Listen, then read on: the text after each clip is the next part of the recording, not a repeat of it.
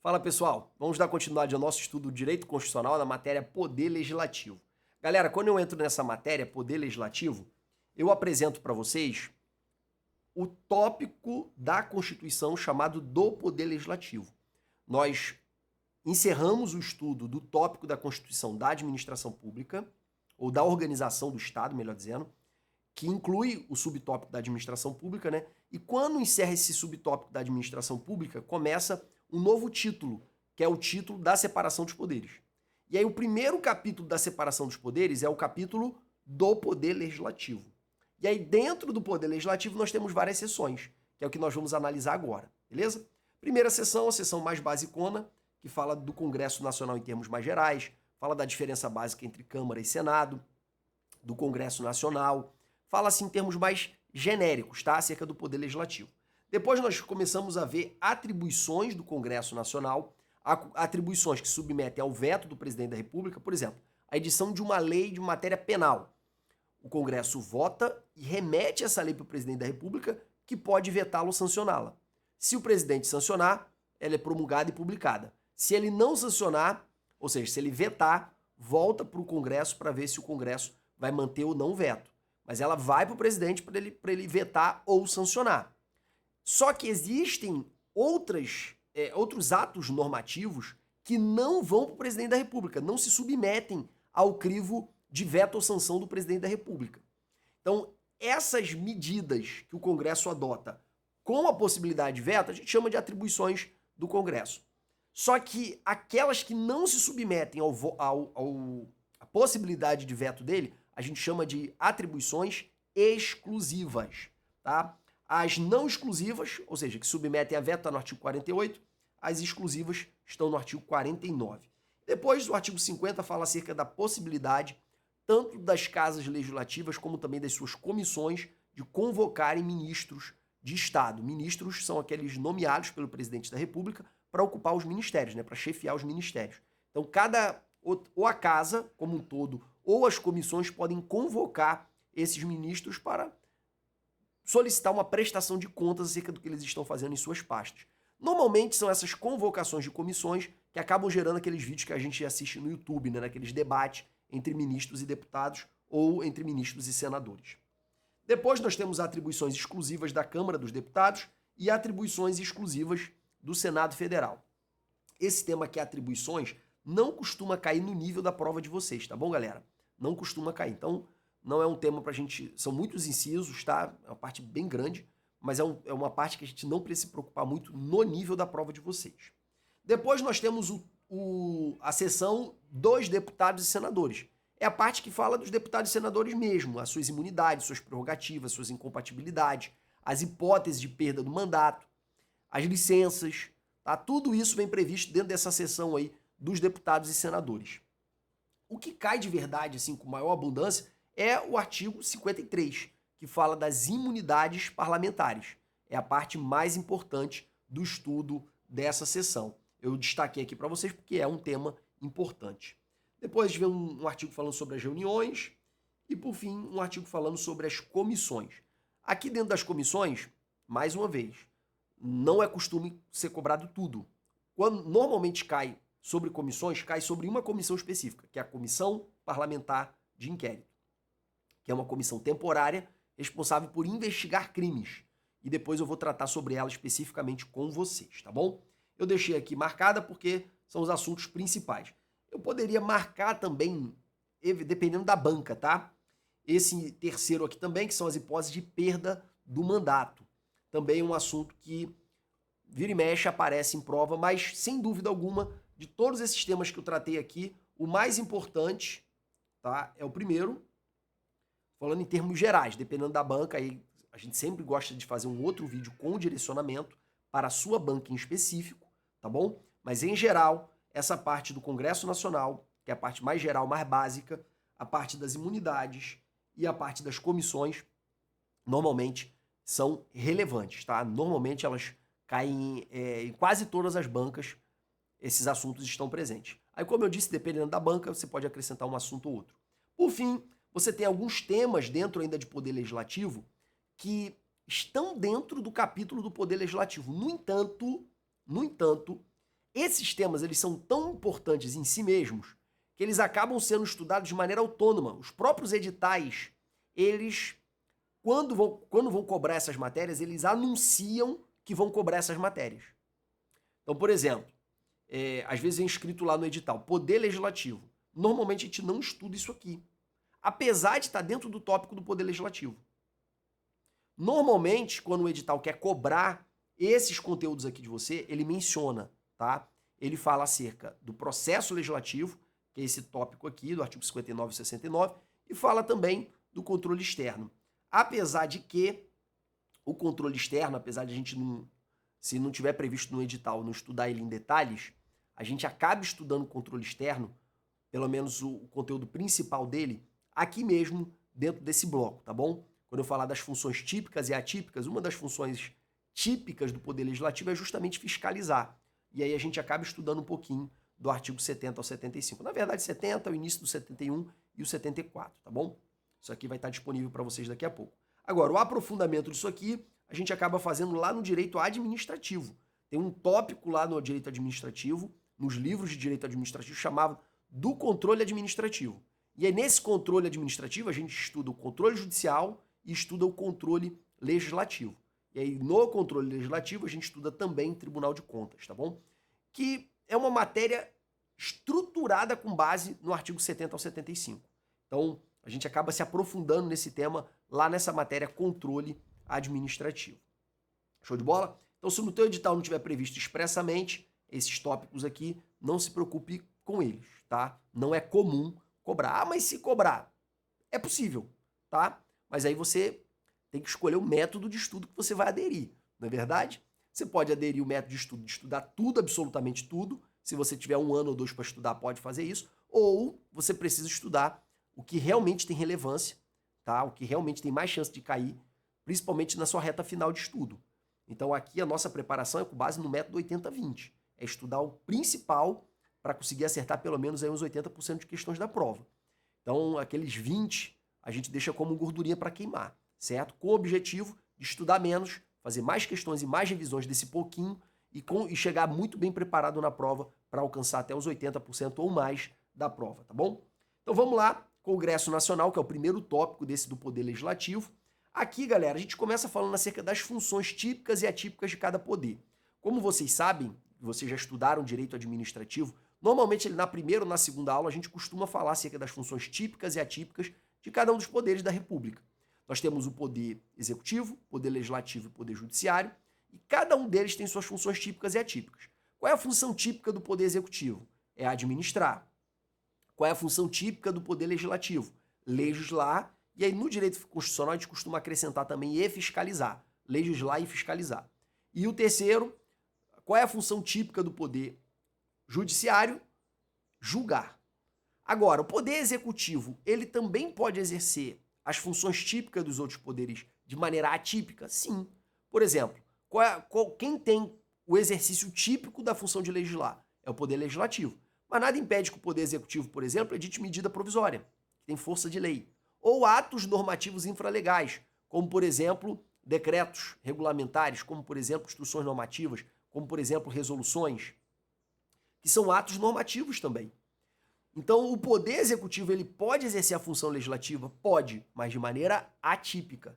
Poder executivo pode julgar? Sim, de maneira atípica. Nesse caso, ele julga processos administrativos. E o poder legislativo, ele pode exercer funções atípicas também? Com certeza. Exemplo clássico de função atípica do poder legislativo é justamente a edição de atos normativos, de atos administrativos, perdão. Como, por exemplo, a contratação de servidores públicos através de processo de concurso público. Quem nunca ouviu falar de concurso para analista da Câmara, concurso para analista do Senado, concurso para polícia da Câmara, concurso para polícia do Senado? Tem muito concurso muito bom para a Câmara e para o Senado, tá, galera? Esses concursos, no geral, são concursos promovidos pela própria Câmara e pelo próprio Senado. E promover concurso público é uma atividade administrativa. É só você pensar, qual setor de uma empresa contrata gente? Setor do RH. O RH faz parte da operação ou faz parte do administrativo? Faz parte do administrativo. É a mesma lógica, tá? Então, concurso público é uma matéria que a gente estuda no direito administrativo. E o poder legislativo, na hora de contratar os seus servidores, acaba realizando concurso público. Mas também ele pode contratar uma empresa para fazer uma reforma no prédio. Nesse caso, o Poder Legislativo vai editar vai publicar um edital de licitações, vai escolher o vencedor e esse vencedor vai realizar um contrato administrativo com o Poder Legislativo para realizar essas obras. Olha aí, mais um ato administrativo. Então, de maneira atípica, o Poder Legislativo edita vários atos administrativos, como também o de julgar. E é o exemplo clássico, é o julgamento do processo de impeachment, que nós vamos tratar ainda no nosso encontro de hoje, salvo engano. Hoje mesmo. Hoje ainda a gente trata disso, tá bom? Então vamos lá. Funções típicas, legislar, que é também chamado de função legislativa ou normativa, e fiscalizar, com o auxílio do Tribunal de Contas, conforme está previsto no artigo 71 da nossa Constituição. Depois, funções atípicas, já mencionei para vocês, julgar, no caso dos crimes de responsabilidade, vamos lembrar aí do Collor e da Dilma, e também editar atos normativos, ou melhor dizendo, atos administrativos relacionados ao seu funcionamento, como realização de concurso e licitações e contratos. Depois, pessoal, nós temos uma explicação bem básica que para você que já sabe é bobagem, mas muita gente que está começando a estudar não sabe disso ainda, ou se ouviu falar ainda não consolidou, tá? Que é a projeção de cada poder em cada ente federativo. Vamos lá, ó. Poder executivo, poder legislativo e poder judiciário. União, estados e municípios. Vamos botar o Distrito Federal aqui não, tá? Quem é o chefe do poder executivo no âmbito da União? Presidente da República. No âmbito do estado? Governador. No âmbito do município? Prefeito. Poder legislativo. Quais são as casas legislativas da União? Você tem um Congresso Nacional que subdivide entre Câmara dos Deputados e Senado Federal. No âmbito do estado? No âmbito do estado você tem a Assembleia Legislativa. No âmbito do município, a Câmara dos Vereadores. Certo? No Poder Judiciário, nós temos o Judiciário da União, que tem vários órgãos, tá? O de cúpula é o STF. Mas você tem vários tribunais no âmbito da União.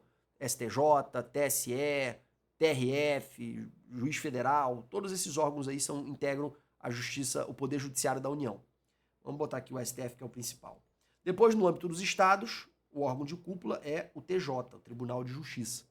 Show de bola? Então aqui você tem os órgãos. E no âmbito do município não existe, tá? Poder Judiciário Municipal não existe. Então, galera, você tem aqui os órgãos de cúpula de cada um dos poderes em cada ente federativo. Então você nota aqui, ó, que no Poder Legislativo você tem o Congresso Nacional com a Câmara e Senado, você tem a Assembleia Legislativa e você tem a Câmara de Vereadores. Show de bola? É isso que está aqui. Só que aqui eu aprofundei um pouquinho para explicar como funciona a Câmara e como funciona o Senado. Galera, a Câmara dos Deputados é a Casa do Povo. Ela é composta de 513 deputados e esses deputados, eles representam o povo. Como assim, Jefferson? Mas o Senado Federal não representa o povo? Não. O Senado Federal, ele representa os estados, enquanto a Câmara representa o povo. Por que é dito isso, se os dois são eleitos pelo povo? É porque a Câmara dos Deputados é composta por uma quantidade de deputados a depender da população de cada estado. Então, por exemplo, o estado de São Paulo, que é o mais populoso do Brasil, ele é responsável por 70 deputados. Outros estados menores, que deveria até ser menos do que 8, eles são responsáveis pela eleição de 8 deputados.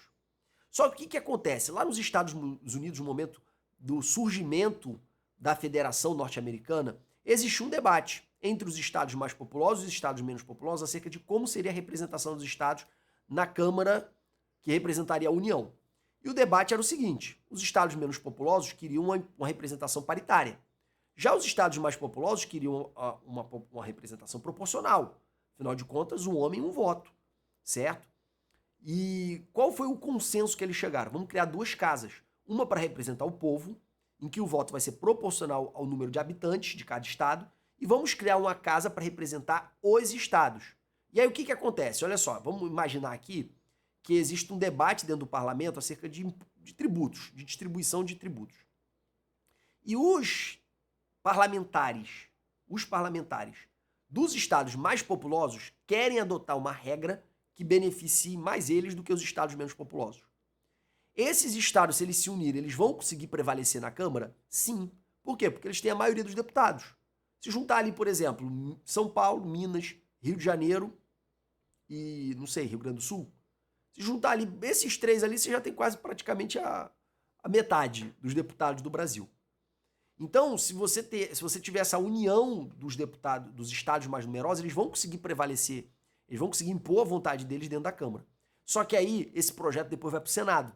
E aí, lá no Senado, a quantidade populacional não faz diferença. Por quê? Porque são 3 senadores por estado. E lá no Senado é possível barrar esse projeto. Os estados menores terão força para barrar esse projeto. Então, o Senado Federal, ele funciona como uma casa revisora. Uma casa que tem por objetivo impedir que maiorias eventuais da Câmara, baseada ali na aliança dos estados mais populosos, imponha sua vontade contra os estados menos populosos.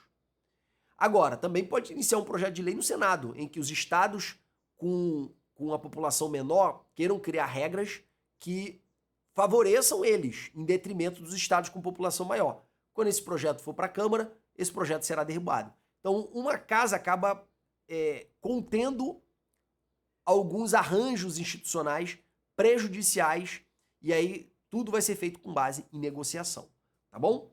Então, Câmara representa o povo, é composta de 513 deputados, eles são eleitos de modo proporcional a depender da população de cada estado e eles, como eu disse para vocês, representam o povo. Já o Senado representa os estados. Como temos 26 estados na federação e um distrito federal, você tem 3 senadores por cada estado e 3 do Distrito Federal. Então fica 27 vezes 3, 81. Show? Outro detalhe que eu queria destacar para vocês é o mandato do deputado e o mandato do senador. Para ficar claro para vocês, eu vou criar aqui uma linha do tempo. Aqui, ó, eleição de 2018, eleição de 2022 e eleição de 2026. 4 anos, 4 anos. Um deputado, pessoal, eleito em 2018, para ele continuar deputado, ele precisa se reeleger em 2022.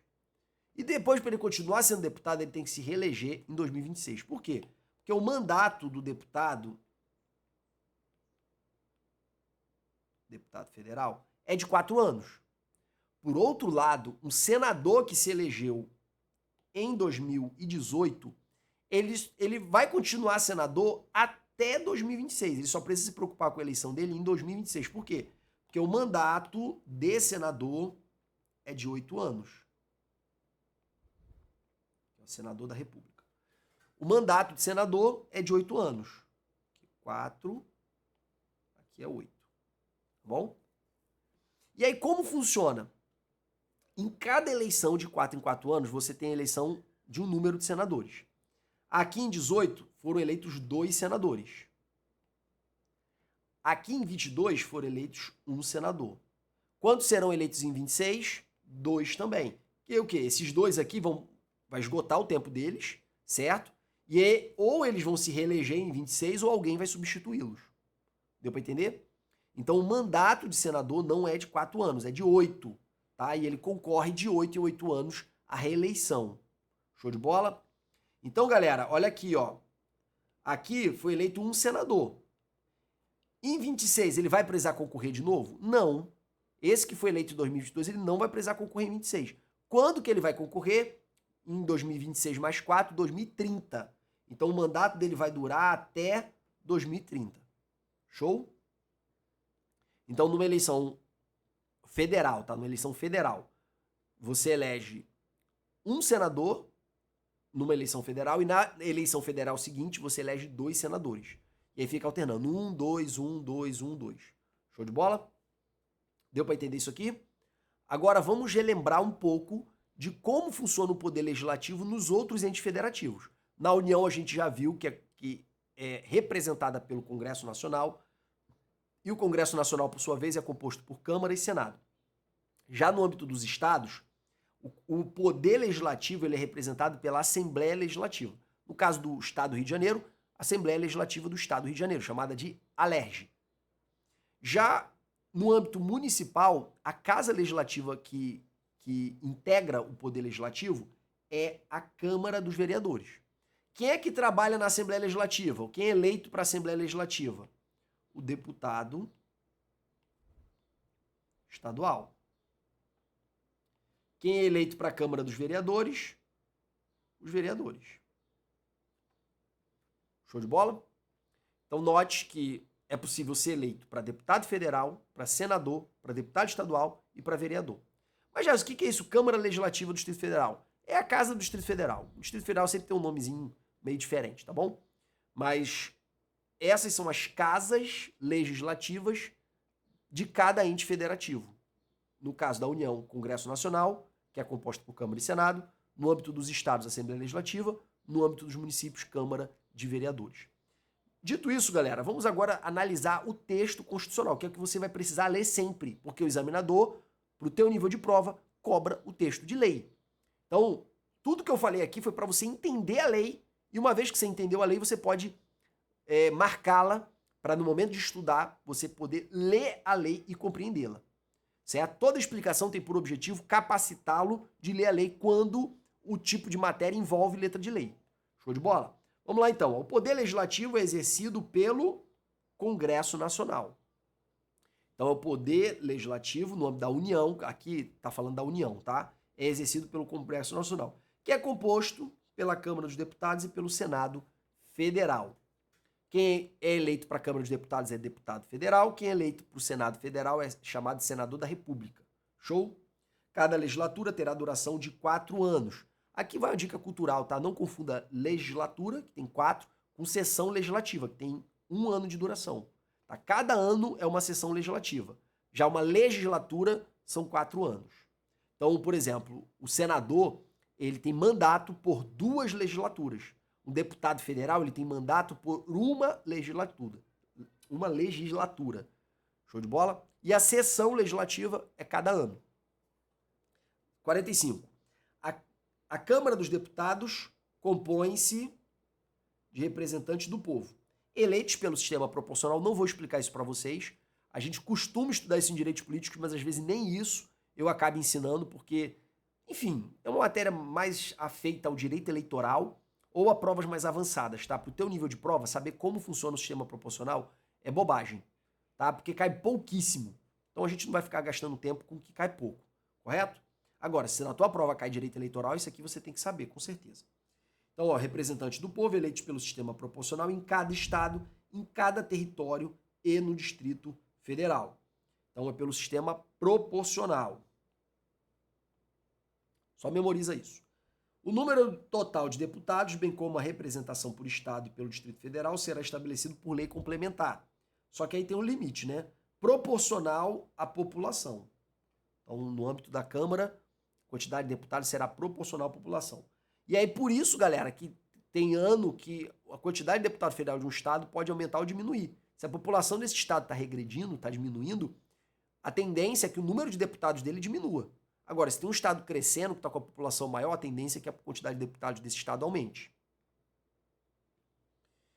Procedendo-se aos ajustes necessários no ano anterior às eleições, para que nenhuma daquelas unidades da federação tenha menos de 8 ou mais de 70. Então, ó, não pode ter menos de 8 ou mais de 70. Então, por essa quantidade mínima, alguns estados da federação, se fosse só proporcional à população, teria 3 deputados. Porque a população é muito, muito, muito pequena, principalmente aqueles estados lá do norte, aqueles estados menores do norte do país. A população é muito, muito, muito pequena. Só para vocês terem uma ideia, eu acho que a população do estado do Amazonas inteiro é de 4 milhões de habitantes. Não é muito, mas a gente está falando de um estado, galera, que é maior do que a Europa Ocidental toda, tá? Tem 4 milhões de habitantes apenas. É um estado baixamente povoado, tá? Extremamente, baixamente povoado. Então, Brasil, imagina assim, se essa mesma densidade populacional se reproduz em Rondônia, ou em Roraima, ou no Amapá. A população pequena vai gerar uma quantidade pequena de representantes, concorda? Que eventualmente pode ser 3, 4, só que a Constituição estabeleceu um mínimo de 8. Por sua vez, São Paulo, que tem uma população gigantesca, é disparado o estado mais populoso do Brasil, tem um limite de 70. Se fosse adotar o quantitativo populacional como referência única, São Paulo teria, sei lá, uns 80, 90 deputados, tá? Mas aí tem um teto, não tem o que fazer. 46, o Senado Federal compõe-se de representantes dos estados e do Distrito Federal. Então são 26 mais 1, 27. Eleitos segundo o princípio majoritário. Cada estado e Distrito Federal elegerão 3 senadores com mandato de 8 anos. Que são todos os termos chaves para na hora da leitura você passar o olho rápido e lembrar de tudo que foi dito aqui, tá? Tudo que eu tô falando aqui de importante já foi destacado antes, tá, galera? Eu só tô macetando a tua Constituição para na hora da revisão você ter uma Constituição macetada, você conseguir passar o olho rápido para relembrar tudo que você aprendeu comigo na aula. A representação de cada estado será renovada de 4 em 4 anos, mas na proporção 1/3 e 2/3. 1/3, galera, de 3 é 1. 2/3 de 3 é 2, tá? Porque você tem 3 por estado, 2/3 é 2, 1/3 é 1. Acho que não precisa nem marcar isso aqui, vou marcar só 1 e 2, tá? Então, eleição é sim de 4 em 4 anos, mas alternado. 1, 2, 1, 2, 1, 2. 47, salvo disposição constitucional em contrário, as deliberações de cada casa de suas comissões serão tomadas por maioria de votos. Então, se não houver um quórum específico, toda deliberação será aprovada por maioria. O que é maioria? Maioria dos presentes. Agora, para ter a sessão em si, é necessário um quórum de instalação. E aí você não pode confundir, tá? O quórum de votação com o quórum de instalação da sessão. Quórum de votação é maioria simples. O que é maioria simples? Maioria dos presentes. Já o quórum de instalação, ou seja, para ter votação tem que ter uma quantidade mínima. Que quantidade mínima é essa? A maioria absoluta. A maioria da absoluta é metade mais 1. Então, no caso, por exemplo, da Câmara dos Deputados, tem 513 deputados. Qual é a metade de 513? É 256. 256 vai dar 512. Então, é 257 é a maioria absoluta, tá bom? Então, maioria absoluta é maioria do total. Então, por exemplo, tem 300 deputados na sessão. Pode ter votação? Pode. O quórum de instalação está preenchido. Por quê? Qual é o quórum de instalação? Metade de todos os deputados. Que, no caso, é o número de 557 deputados. Então, se tem 557 ou mais, já pode votar. Aí, na hora da votação, você só tem 300 presentes. Quantos deputados é necessário para votar um projeto de lei simples? 300 votos, dividido por 2, 150. 150 mais 1, 151. Então, você consegue aprovar um projeto de lei dentro da Câmara dos Deputados com 151 votos, numa sessão que tenha 300 parlamentares. Deu para entender? Vamos lá. Aqui é a parte de fiscalização. Galera, esses artigos aqui, eu não vou ler com vocês, mas eu sugiro que vocês deem uma pausa aqui e leiam. Por quê? Porque na hora de fazer exercícios, vocês vão ver que tem muitas questões de poder legislativo que engloba esses artigos aqui. Na verdade, é do 70 ao 75, tá? Mas eu já destaquei para vocês o mais importante. Eu só vou falar para vocês brevemente o que mais importa, tá? Mas eu peço para vocês que vocês deem pausa e leiam. Tá? É importante a leitura desses artigos. O artigo 70 ao 75, eles falam da fiscalização contábil, financeira, orçamentária, operacional, patrimonial da União e de todas as entidades que recebem dinheiro público. Essa fiscalização, a fiscalização será exercida por quem? Será exercida pelo Congresso Nacional, ou seja, pelo Poder Legislativo. E essa fiscalização é chamada também de controle externo. A fiscalização realizada pelo Poder Legislativo é chamada de controle externo. No entanto, existe uma fiscalização interna do próprio Poder Executivo, e essa fiscalização interna do próprio Poder Executivo, que são as chamadas controladorias, ela é chamada de controle interno. tá? O Congresso Nacional, controle interno, e nós temos também sistema de controle interno de cada poder. Controle externo, Congresso Nacional, controle interno, sistema interno de cada poder. Show de bola? E aí, como que o Congresso Nacional realiza esse controle, essa fiscalização externa? Galera, as contas públicas são contas de altíssima complexidade. Então você há de convir que um deputado, por exemplo, um tiririca, não vai ter condições de analisar com detalhes todos os contratos administrativos da União. Você imagina que isso aí seria humanamente impossível para um gênio, quanto mais para alguém que teve uma formação muito limitada, que quase não foi considerado alfabetizado no momento que foi eleito. Eu não estou dizendo que... Eu não tenho uma visão elitista, no sentido de que só quem tem um alto grau de conhecimento contábil ou jurídico pode ser deputado. Eu não penso assim. Eu acredito que o deputado bem assessorado e traduzindo a vontade do povo, ele pode sim exercer um mandato justo. Ele pode sim exercer um bom mandato, sendo bem orientado, tá? E traduzindo com o sentimento que ele carrega do povo a vontade popular. Porque não adianta nada ter um cara mega ultra power, capacitado e que está ali para desenvolver seus próprios interesses. Então, a questão técnica ela é secundária diante da vocação política para traduzir dentro do parlamento a vontade do povo. Então, não é necessário ser um ultra mega power intelectual para ser um bom deputado, mas ele precisa estar bem assessorado. Mas mesmo bem assessorado, ele não tem como fiscalizar todos os contratos da União. Isso é impossível, pessoal. Isso é impossível. Para ver se tem desvio público, se tem superfaturamento, isso é impossível. Tá? E aí, o que a Constituição diz? Que o controle externo, a cargo do Congresso Nacional, ó, controle externo, a cargo do... Então, quem realiza o controle externo é o Congresso Nacional. Mas ele será exercido com auxílio do Tribunal de Contas. Então, o Tribunal de Contas, ele auxilia o Poder Legislativo no controle externo, na fiscalização. Na prática, ali no dia a dia, é o Tribunal de Contas que faz. Mas o Tribunal de Contas, apesar de ter autonomia, ele pode ser alvo de diversas requisições do Congresso Nacional também. Tá? Então, o Tribunal de Contas, apesar de uma certa autonomia, ele seria... Eu não sei se a expressão é subordinado ao Congresso Nacional, mas ele pode ser alvo de diversos requerimentos impositivos feitos pelo Congresso Nacional, tá bom? Enfim, eu tô tentando não aprofundar demais para vocês, tá? Por isso que às vezes eu fico escolhendo aqui as palavras. Mas vamos pro que realmente importa, que é a letra da lei. E o que diz a letra de lei? O controle externo será exercido pelo Congresso Nacional. Como é que o examinador coloca na prova? Que o controle externo será exercido pelo Tribunal de Contas. Tá errado, tá? O controle externo não é exercido pelo Tribunal de Contas.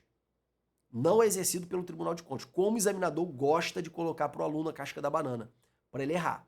Controle externo, a fiscalização... Olha, sabe como é que vem? O examinador, às vezes, ele está tão maldoso que ele coloca assim, a fiscalização contábil e patrimonial da administração pública é realizada através de controle externo pelo Tribunal de Contas. Aqui o camarada pensa, pô, é mesmo, contábil e patrimonial é o Tribunal de Contas. Errado. O controle externo é feito pelo Congresso Nacional. E aí o Tribunal de Contas auxilia nessa fiscalização. Show de bola? E aí vem outros incisos também, acerca do Tribunal de Contas, que às vezes é utilizado como pegadinha pelo examinador. Tá? Eu não vou analisar todos, como eu falei, isso é uma matéria que quando tem no edital de Direito Administrativo é estudada lá em controle da administração, é um tópico dos livros de Direito Administrativo, então eu não vou aprofundar aqui, tá? Só quero que você saiba diferenciar que o Tribunal de Contas, o artigo 71 fala das atribuições do Tribunal de Contas. Ele não julga as contas do presidente da República. Ele aprecia mediante parecer. Tá? Ele não julga as contas do presidente da República. Ele aprecia mediante parecer. Então, ele elabora um parecer prévio, envia para o Congresso e o Congresso julga. Quando você estuda as atribuições do Congresso Nacional, uma delas é julgar as contas do presidente da República.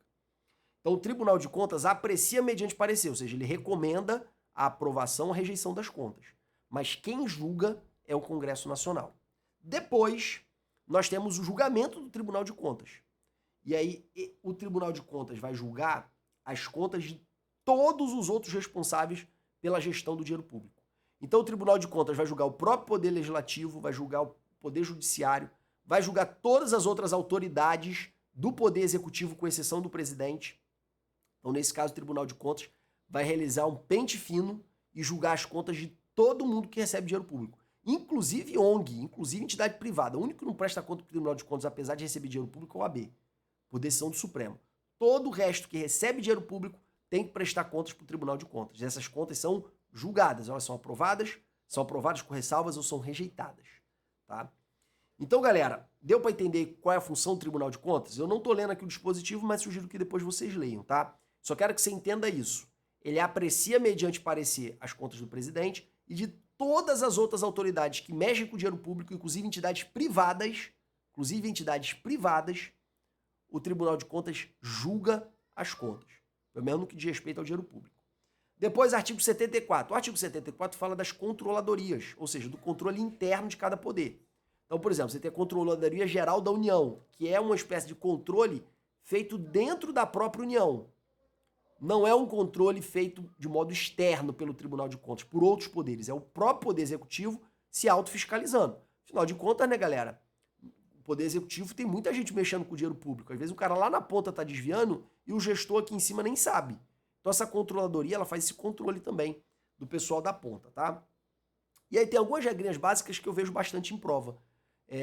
Talvez não do nível da prova de vocês, porque como eu disse, quando a prova não menciona essa parte da fiscalização, normalmente não cobra essa parte aqui. Mas, vai que aparece, você já sabe, tá? Que o controle externo ele é exercido dentro do âmbito de cada poder. É uma fiscalização interna. E ela tem por objetivo também, dentre outras coisas, apoiar o controle externo.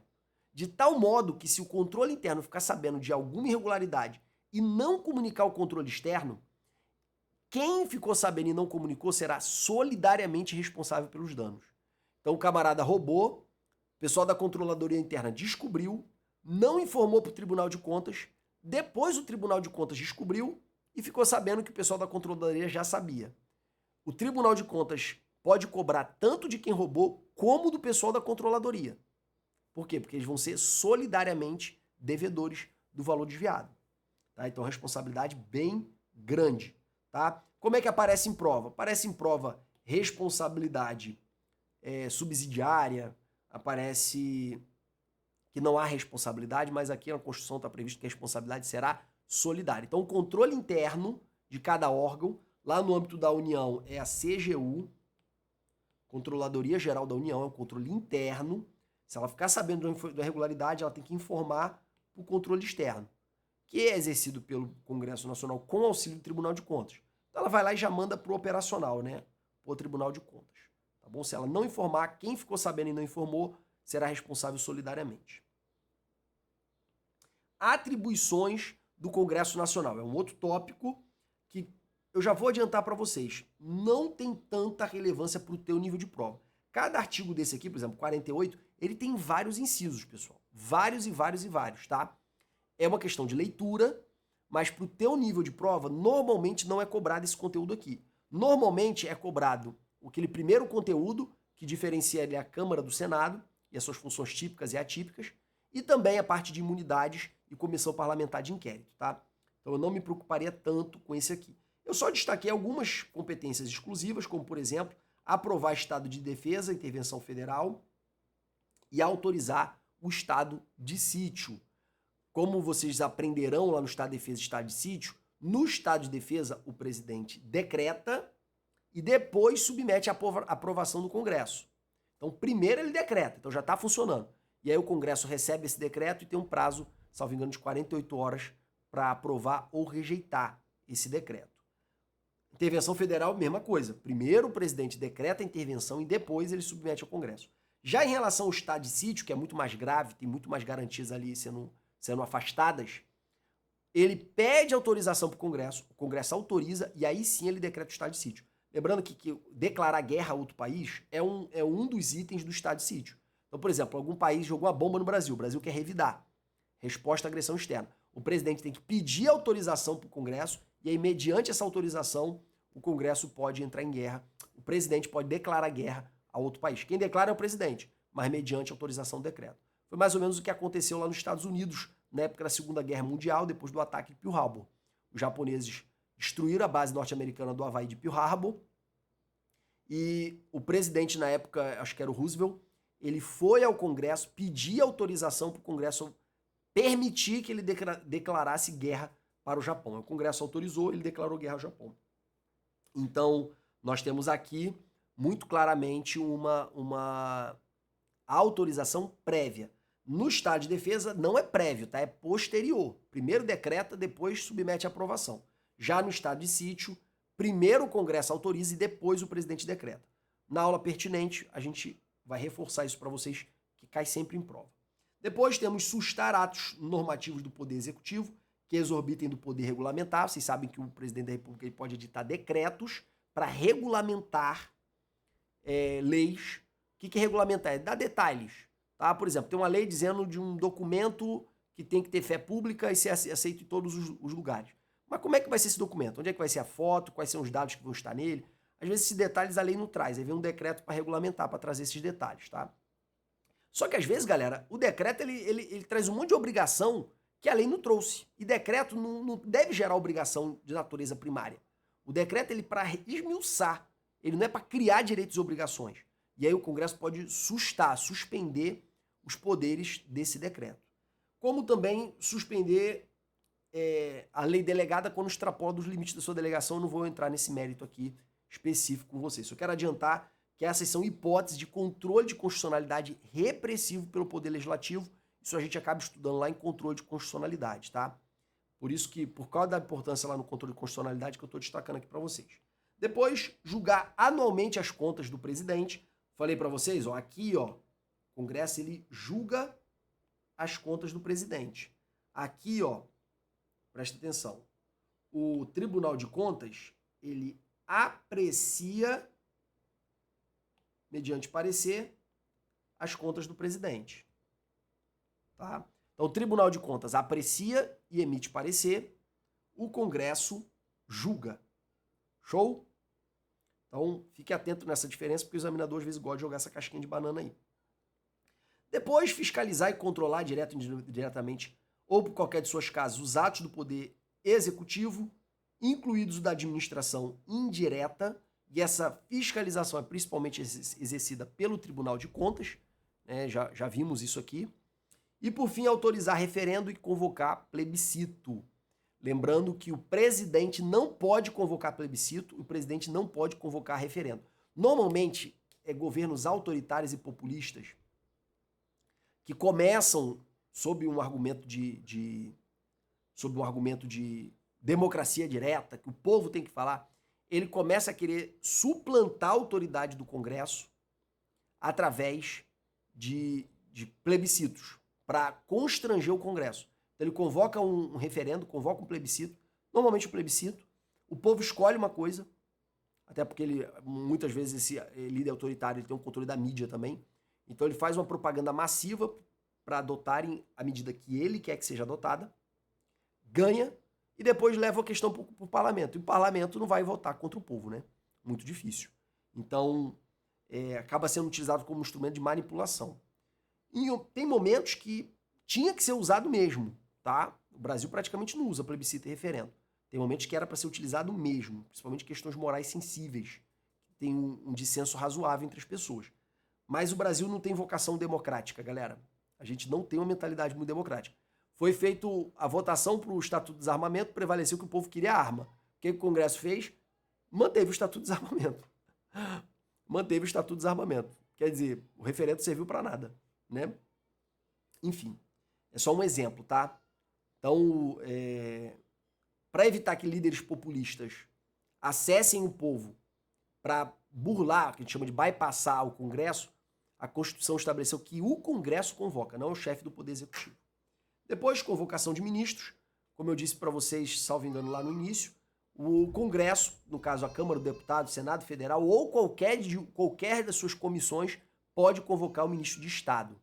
Normalmente são essas comissões que convocam e são elas que geram aqueles vídeos que a gente assiste no YouTube de debate entre deputado, entre senador e ministro. Próximo item, atribuições da Câmara e do Senado. Galera, aqui um assunto menos importante ainda.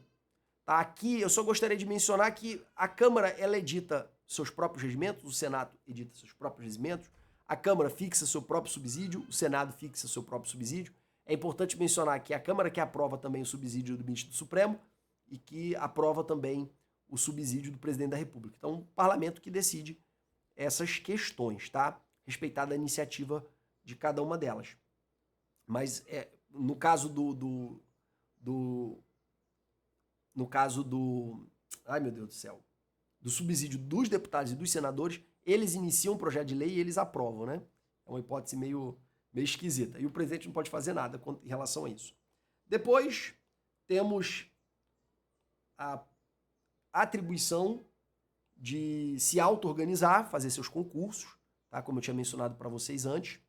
Mas, sinceramente, isso aqui não tem importância nenhuma para o nível de prova. Eu coloquei aqui só para exemplificar.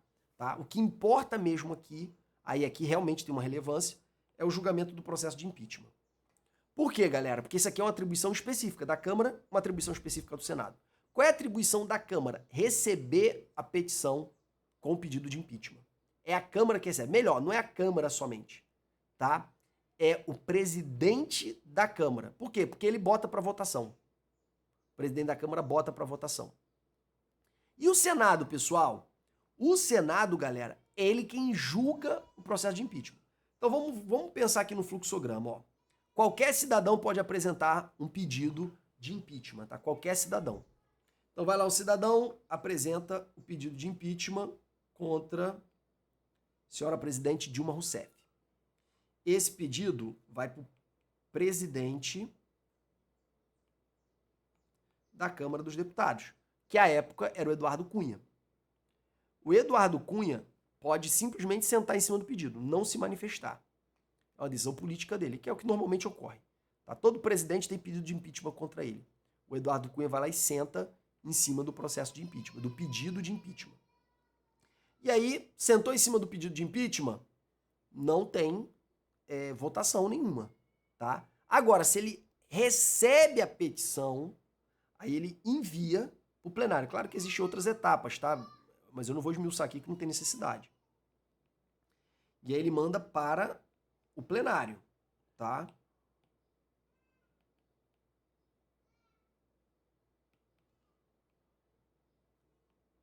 Ele manda para o plenário. E o plenário, ele precisa aprovar ou receber o pedido por 2/3 de seus membros.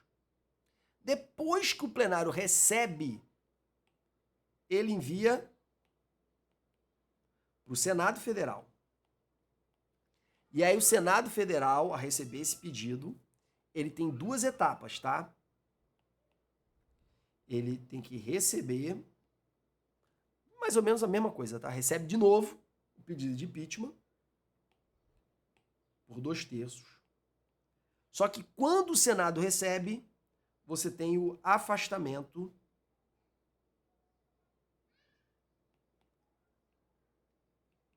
do presidente da República por 180 dias. Então, o afastamento é só no momento em que o Senado recebe esse pedido. Depois que o Senado recebe esse pedido, vem o julgamento. Esse julgamento, ele tem alguns detalhes, tá? Ele é presidido pelo presidente do Supremo.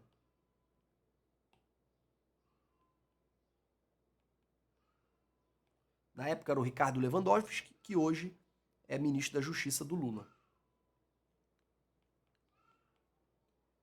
Mas quem vota são os senadores. Ele preside, mas quem vota são os senadores. E os senadores podem aprovar o pedido de impeachment mediante 2/3 dos seus integrantes. Esse é o procedimento, tá? O fluxograma. Uma pessoa apresenta, o presidente da Câmara aceita o pedido, envia para o plenário vota. Se for recebido por 2/3, manda para o Senado recebe de novo por 2/3, o presidente é afastado, tramita, no final ele é julgado e quem preside esse julgamento é o presidente do Supremo Tribunal Federal e ao final é proferida a decisão, que no caso depende de 2/3 para afastar de vez o presidente da República. Esse é o chamado fluxograma do processo de impeachment, claro que simplificando, tá? Não entrando em todos os detalhes, porque isso aqui é mais do que suficiente. Então você notou aqui que tem 3 votações pelo menos, certo? 2/3 da Câmara, 2/3 do Senado para receber e 2/3 do Senado para julgar. Outro detalhe também, para a gente ficar atento, é que esse afastamento aqui é temporário, durante 180 dias. Se o Senado não julgar nos 180 dias, o presidente volta. Tá? E pode ser afastado depois do julgamento de impeachment. Aqui no Brasil, nós só temos 2 casos, depois da redemocratização, de julgamento dos processos de impeachment, do Collor e da Dilma. Show de bola? Então, quem julga o processo de impeachment? O Senado Federal. Se tua prova perguntar quem julga o processo de impeachment, é o Senado. Quem faz o julgamento é o Senado. A Câmara só faz um juízo de admissibilidade. Só que quem inicia tudo, pessoal, é o presidente da Câmara. Então, como a Dilma tinha brigado com o Eduardo Cunha, que na época era o presidente da Câmara, ele foi receber o processo de impeachment. Certo? Então, é bom a gente ficar ligado aqui na diferença, tá? A Câmara, o presidente recebe o pedido, envia para o plenário e o plenário faz o juízo de admissibilidade. Depois manda para o Senado recebe e depois julga. Então, quem realiza o julgamento do processo de impeachment? O Senado Federal. Depois, nós temos aqui garantias dos deputados e senadores. Primeiro, as imunidades, que nós não vamos ver nesse vídeo aqui, nós vamos deixar para o próximo, tá bom? Só que além das imunidades, aqui eu tenho as imunidades materiais, tenho as imunidades formais e tenho o foro por prerrogativa de função. São 3 assuntos que num concurso de um nível um pouquinho mais intermediário, como é basicamente jurisprudência, acaba caindo bastante, tá? Mas no nível de um concurso muito, muito fácil, normalmente isso aqui não cai só a letra da Constituição. Mas eu não vou falar agora, eu vou falar na próxima aula, na próxima parte, né? Mesma aula, mas na próxima parte. Só que eu vou falar aqui das outras 2 garantias que podem eventualmente aparecer na sua prova. Na verdade, eu nem vou falar, tá? Depois você dá um pause e lê. Que essas 2 garantias são a primeira, toda vez que um deputado ou senador ele ouvir alguém nessa condição de deputado e senador, ele não pode ser obrigado a testemunhar sobre aquele assunto. E, em segundo lugar, mesmo que ele seja militar ou não militar, ainda que seja em tempo de guerra, para ele ser convocado para a guerra, precisa de uma autorização da Câmara e do Senado. Show de bola? Então são 2 garantias básicas aqui que é importante você ler, que eventualmente quando cai na prova, cai letra de lei. Por fim, as incompatibilidades, não vou tratar delas, cai muito pouco. Hipótese de perda do mandato, até cai, mas cai menos. E por fim, licenças, essas licenças aqui, elas também caem muito pouco. Eu deixei aqui de cinza claro para finalizar esse nosso bloco de hoje, tá bom? Vamos continuar no nosso bloco 2. Aqui, galera, eu tô passando em todos os detalhes mais importantes, tá? Todos os detalhes mais importantes. Provavelmente a aula de hoje está até um pouco acima do nível do teu concurso. Não tem problema. Por quê? Porque na aula de direcionamento eu vou apontar para você o que mais importa. Essa aula mais geral é para você conhecer toda a estrutura da matéria Poder Legislativo. Na aula de direcionamento, a gente vai te dar o caminho das pedras a partir da sua banca. Forte abraço para todos, bons estudos e nos vemos no próximo bloco.